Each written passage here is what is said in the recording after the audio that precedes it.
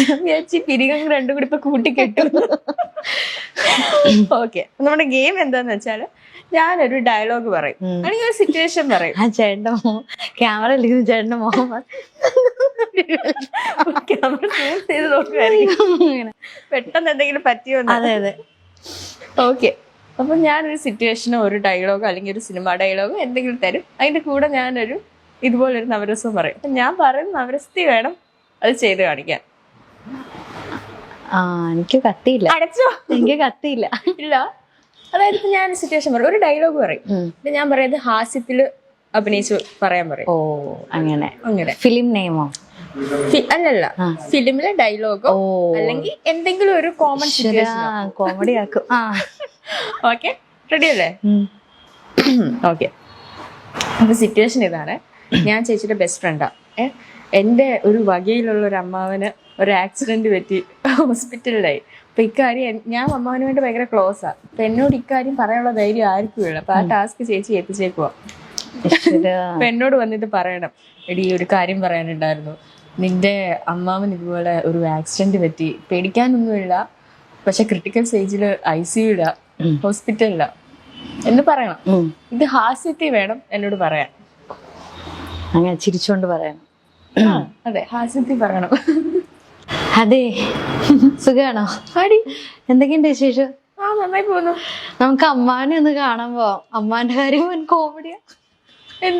നിന്റെ അമ്മാന്റെ കാര്യം വൻ കോമഡി ആയിട്ടിരിക്കുക. പുള്ളി പൊതുവെ ആളിച്ചിരി കോമഡിക്കാരനാണ്. പക്ഷെ അതല്ല, ഇന്ന് പോകുന്ന വഴിക്കേ ഒന്നും പറയണ്ട, ഒരു പട്ടി കുറുകെ ചാടിയതാ. പുള്ളി നേരെ ചെന്ന് പട്ടിയുടെ മണ്ടയിലോട്ട് വണ്ടി കയറ്റിട്ട് കറങ്ങി അടിച്ചിട്ട് ഒരു ക്രോസിലൊരു വണ്ടി വന്ന് ഇടിച്ച് കറങ്ങി അടിച്ച് വീണു. കാലും കൈയൊക്കെ ഒടിഞ്ഞ് ഇച്ചിരി ക്രിട്ടിക്കലായിട്ട് ഹോസ്പിറ്റലിൽ കിടക്കാം. അതിന് അല്ല, നമുക്കൊന്ന് കണ്ടിട്ട് വരാം. വൻ കോമഡി എന്ന് എല്ലാരും പറയുന്നത്. മുഖക്ക ഇങ്ങനെ ഇരിപ്പുണ്ടെന്നാ പറഞ്ഞത്. നമുക്കൊന്ന് അമ്മാവൻ ആശുപത്രിയിലായതാണോ നീ പ്രചരിക്കുന്നത്? ഓക്കെ, സംഭവം പൊളിഞ്ഞെങ്കിലും അതെ, ഒരുപാട് വലിച്ചു നീട്ടണ്ടല്ലേ? അതായിരിക്കും നല്ലത്. ഓക്കെ, ഇനി അടുത്തൊരു ഡയലോഗ് വേണോ? വേണം വേണം, 5 എണ്ണം ഉണ്ട്. 5 എണ്ണോ? 9 രസങ്ങൾ ഉണ്ടായിട്ട് 5 എണ്ണം കുറച്ചതാ. വടക്കം വീട്ടിൽ കൊച്ചുകുഞ്ഞിനോട് ഉടക്കാൻ നിൽക്കരുത്, ഉടച്ച് കൈത്തരും. ഇത് ശൃംഗാരത്തിൽ പറയണം. എന്റെ ദൈവം, ആൾക്കാർ എങ്ങനെ കണ്ടോണ്ടിരിക്കോ ദൈവമേ. ശൃംഗാരം ഒഴുകണം. നിങ്ങക്ക് വ്യൂവേഴ്സ് ഒന്നും വേണ്ടേ? വേണം. ഇത് കണ്ടോണം. ഇത് കഴിയുമ്പോ വ്യൂവേഴ്സ് എങ്ങനെ? എന്താണ്? വടക്കം വീട്ടിൽ കൊച്ചുകുഞ്ഞിനോട് ഉടക്കാൻ നിൽക്കരുത്, ഉടച്ച് കൈത്തരും.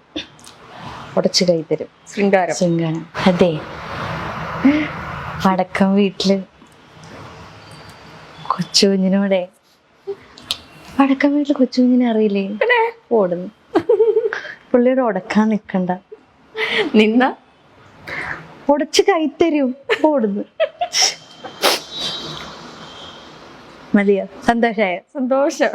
ഞാൻ ഇപ്പഴേ പറഞ്ഞല്ലേ വേണ്ട. നിങ്ങൾക്ക് 50 ലക്ഷം രൂപയുടെ ലോട്ടറി അടിച്ചു. അത് നിങ്ങളുടെ ഫ്രണ്ടായിട്ടുള്ള എനിക്ക് നിങ്ങൾ ഗിഫ്റ്റ് തരാൻ പോവാ. അത് രൗദ്രത്തിൽ പറയണം. എനിക്ക് 50 ലക്ഷം രൂപയുടെ ലോട്ടറി അടിച്ചിട്ടുണ്ട്. വേണോ?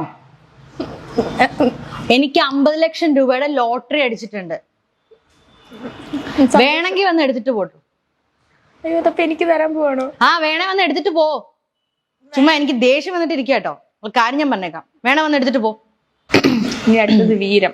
വീരം കാണാൻ വലിയ ലുക്കില്ലെന്നേ ഉള്ളു, ഭയങ്കര ബുദ്ധിയാ. കാര്യം ഞാൻ പറഞ്ഞേക്കാം, കാണാനൊട്ടും ബുദ്ധി അല്ല, അയ്യോ കാണാനൊട്ടും ലുക്കില്ലെന്നേ ഉള്ളു. ഒടുക്കത്തെ ബുദ്ധിയാ. കാണാൻ ഒടുക്കത്തെ കാണാൻ വലിയ ലുക്കില്ലെന്നേ ഉള്ളു. ഓഡീഷന് വല്ല പോയിട്ടോ? ഇല്ല, ഞാൻ ഇതുവരെ പോയിട്ടില്ല. കാണാൻ വലിയ ലുക്കില്ലെന്നേ ഉള്ളു, ഒടുക്കത്തെ ബുദ്ധിയാ. കാണാൻ വലിയ ലുക്കില്ലെന്നേ ഉള്ളു, ഒടുക്കത്തെ ബുദ്ധിയാ. കേട്ടോ? എന്നാര് പറഞ്ഞു? ഓരോരുത്തരും പറയുന്നു, നമ്മളതൊക്കെ അങ്ങ് വിശ്വസിക്കല്ല. ഇപ്പൊ എന്താ ചെയ്യുന്നു? നീ അടുത്തത് കരുണം. ചിരിച്ച് ഞാൻ ചാവും. എക്സ്ക്യൂസ് മീ, കാക്ക തൂറിന്നാ തോന്നണേ. കരുണമാണേ നമ്മുടെ. തെറ്റിടാ.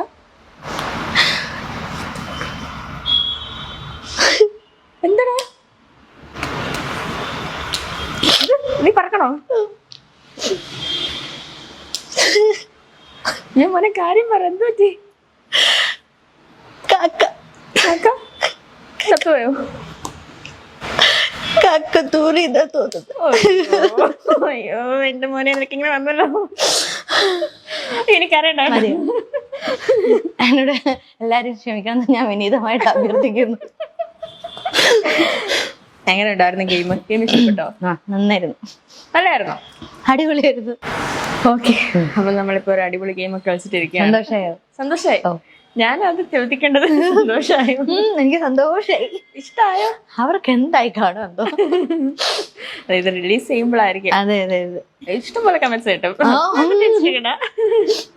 പോരട്ടെ. അപ്പം ഇപ്പം ഡാൻസർ ആണല്ലോ. ഒരു ഡാൻസർ ആയിട്ടാണോ അതോ ഒരു ആക്ട്രസ് ആയിട്ട് ആണോ അറിയപ്പെടാൻ ഏറ്റവും ആഗ്രഹിക്കുന്നത്? അത് അങ്ങനെ ചോദിച്ചാൽ വലിയ പ്രശ്നമാണ്. രണ്ടും ഇഷ്ടമാണ്. രണ്ടും ഇഷ്ടമാണ്. നമ്മുടെ ശോഭന ചേച്ചിയൊക്കെ പോലെ ആക്ട്രസ് കം ഡാൻസർ അങ്ങനെ. ഓ, ഇഷ്ടപ്പെട്ടു കേട്ടോ. അത് ഭയങ്കര ഇഷ്ടമാണ്. പിന്നെ എല്ലാം ദൈവത്തിന്റെ അനുഗ്രഹം പോലെ. ഇപ്പം ഡാൻസ് തന്നെയായാലും കുഴപ്പമില്ല, നമുക്കൊന്നും പറയാൻ പറ്റത്തില്ല. നമുക്ക് ഈ ഫീൽഡിൽ നമുക്ക് എത്ര നാൾ നിൽക്കാൻ പറ്റുമെന്നോ അല്ലെങ്കിൽ നമുക്ക് എത്ര നല്ല ക്യാരക്ടേഴ്സ് ചെയ്യാൻ പറ്റും എന്നൊന്നും അറിയാൻ പറ്റില്ല. പിന്നെ ഡാൻസ് ആകുമ്പം അത് നമ്മളാണല്ലോ തീരുമാനിക്കുക ഇപ്പം എത്ര നാൾ വേണം എങ്ങനെയാണെന്നൊക്കെ. ദൈവം സഹായിച്ച ഒരു കുഴപ്പമില്ലാതിരിക്കുകയാണെങ്കിൽ ഡാൻസ് മാത്രമായാലും കുഴപ്പമില്ല. നല്ല വർക്ക് കിട്ടിയാലും കുഴപ്പമില്ല. ഞാൻ എല്ലാത്തിലും ഹാപ്പിയാണ്. അങ്ങനെ ഇന്ന ഒരു നിശ്ചിതമായിട്ടൊരു എയിം? ഓ, അങ്ങനെയൊന്നുമില്ല. അതൊരു ലക്ഷ്യമില്ലെന്ന്. ഓ, അപ്പൊ ഞാനൊരു ലക്ഷ്യമില്ലാത്തവളായിരുന്നല്ലേ? അതിപ്പോ മനസ്സിലായല്ലോ. മറ്റേ ഇന്ന് തന്നെ ഒരു ഭിത്തിയിൽ ഇങ്ങനെ എഴുതി വെക്കണം എയിം എന്ന് പറഞ്ഞിട്ട്. എനിക്ക് കിട്ടിയതൊന്നും അങ്ങനെ കിട്ടിയിട്ടുള്ള കാര്യങ്ങളല്ല. ഞാനിങ്ങനെ എയിം ചെയ്ത് അങ്ങനെ എടുത്തിട്ടുള്ള കാര്യങ്ങളൊന്നും അല്ല. അതൊക്കെ എങ്ങനെയൊക്കെയോ സംഭവിച്ചു പോയി. ഓക്കെ, ഈ ഫീൽഡിൽ ഏതെങ്കിലും ഒരു ഗോഡ് ഫാദർ ഉണ്ടോ ശരിക്കും? ലൈക്ക് എന്ത് കാര്യത്തിനും ഉപദേശം തരുന്ന, ഓടിച്ചെല്ലാൻ പറ്റുന്ന, ഹെൽപ്പ് വഹിക്കാൻ പറ്റുന്ന, റെക്കമെൻഡേഷൻസ് ചെയ്യുന്ന അങ്ങനെ ആരെങ്കിലും? അങ്ങനെ ഒരാളുടെ പേര് നമുക്ക് അങ്ങനെ പറയാൻ പറ്റിയ, എനിക്ക് ആദ്യമേ മുതലേ എൻ്റെ കൂടെ നിന്ന് എന്ത് ചെറിയ ചെറിയ കാര്യത്തിനായാലും പോലും ആദ്യമേ തന്നെ എപ്പോഴും കൂടെ നിന്ന് സപ്പോർട്ട് ചെയ്യുന്നത് അമ്മ അച്ഛനും തന്നെയാണ്. അത് ഞാൻ ഏത് വഴിക്ക് പോണ ആ വഴിക്ക് പോയാൽ അത് വേണ്ട, അത് തെറ്റാണെന്നൊന്നും ഇത് വഴിക്ക് പൊക്കോ അങ്ങനെ പറഞ്ഞ് അതായിരിക്കും നല്ലതെന്നൊക്കെ പറഞ്ഞു വിടുന്നത് അവർ തന്നെയാണ്. പിന്നെ നമ്മുടെ കൂടെ വർക്ക് ചെയ്യുന്നവരൊക്കെ ഇപ്പം എന്തെങ്കിലും ഇങ്ങനെ ഒരു ക്യാരക്ടർ വന്നിട്ടുണ്ടോ, ചെയ്യണോ, ഒക്കെ ആണോ എന്നൊക്കെ ആരോടെങ്കിലും ചോദിച്ചാൽ അങ്ങനെ പറഞ്ഞു തരുന്ന ഒരുപാട് ഫ്രണ്ട്സ് ഒക്കെ ഉണ്ട്. ഓക്കെ, ഇപ്പം അച്ഛൻ ആർട്ടിസ്റ്റ് ആണെന്ന് പറഞ്ഞു. ഈ അമ്മയ്ക്കും അനിയനും ഒക്കെയുള്ള ടാലൻസ് എന്തൊക്കെയാ? അമ്മയ്ക്ക് എന്റെ പുറകെ ഇങ്ങനെ നടന്ന്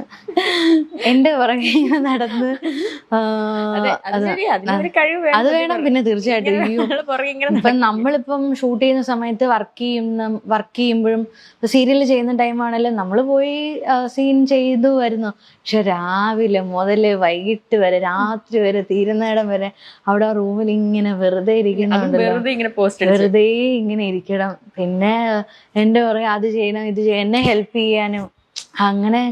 അത് ഭയങ്കര ഒരു വലിയ പാടാണ് കേട്ടോ, രാവിലെ മുതൽ ഇങ്ങനെ ഇരുന്ന്. അത് വലിയ പാടാണ്. ഞാൻ ഒരുപാട് അമ്മമാരെ അതുപോലെ കണ്ടിട്ടുണ്ട്.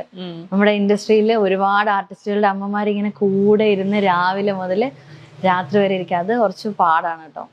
ശരിക്കും അവർക്കൊരു അസോസിയേഷൻ തുടങ്ങണം. അത് വേണം. മോഡേൺ ഡ്രസ്സസ് ആണോ അതോ നാടൻ വേഷങ്ങളാണോ കൂടുതൽ ഇഷ്ടം? എനിക്ക് കൂടുതൽ ഇഷ്ടം നാടൻ വേഷങ്ങളാണ്. അതിലാണ് ഞാനിങ്ങനെ എപ്പോഴും കംഫോർട്ടാണ്. തനിയാണോ സ്റ്റൈലിംഗ് ഒക്കെ ചെയ്യുന്നത്? ഓ ഇല്ല, അങ്ങനെയൊന്നുമില്ല, അമ്മയാണ്. കാരണം ഐശ്വര്യയുടെ സ്റ്റൈലിംഗ് ഭയങ്കര ഫേമസ് ആണ്.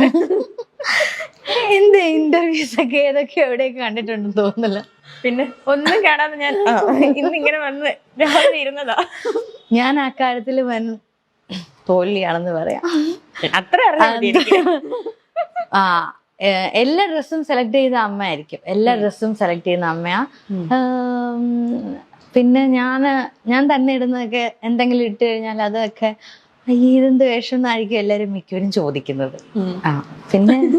പിന്നെ അങ്ങനെ വലിയൊരു ടാസ്ക് എടുക്കാൻ പോകാറില്ല. അമ്മ എടുത്തോ, ഞാനിടാം, ഇത്രേ ഉള്ളൂ. ഇപ്പൊ ഒരുപാട് ഡ്രസ്സുകളും കാര്യങ്ങളും അങ്ങനെയൊക്കെ ഉണ്ട്.